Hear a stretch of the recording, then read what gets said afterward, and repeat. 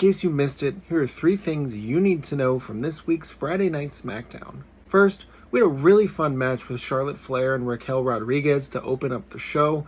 I thought that it was a lot of fun. I thought they worked really well together, and this get crazy babyface pops Charlotte Flair is really, really cool to see. She had an incredible piece last week for the Players Tribune that I highly recommend reading it if you have not yet. And this pairing with Alexa Bliss has been a lot of fun. I know I'm saying fun a lot here, but that's kind of the best way to describe it.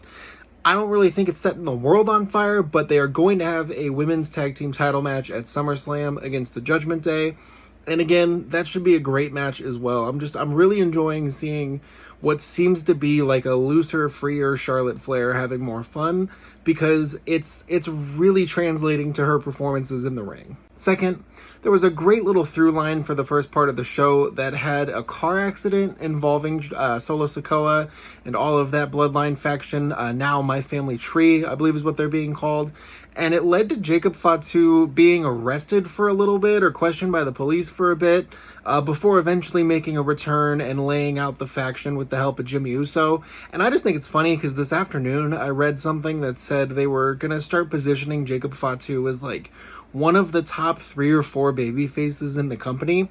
So it's funny that you'd read that and then the first thing they do is have him be like, police are bitches, and then get arrested and come back and like beat up Solo Sikoa and crew. It was such a funny, weird timing thing. But really, really great. Jacob Fatu is absolutely a star, and so the more I can get him on my screen, the better. And third, we found out that the John Cena-Cody Rhodes rematch at SummerSlam will be a street fight. This had a really interesting contract signing main event segment for these guys, where John Cena came out and tried to say that he wouldn't be at SummerSlam because he was exhausted from doing a movie and from everything he's been doing. And I thought it might have been like a shot at Pat McAfee, the way he said it, after Pat had said he stepped away from WWE due to exhaustion.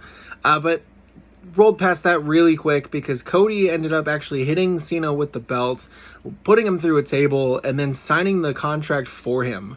Just using his unconscious hand to sign the contract, which is a lot more heelish of a Cody than we have been getting. So the thought that there might be a double turn there at SummerSlam is looking a little bit more likely. Let me know what your favorite part of the show this week was.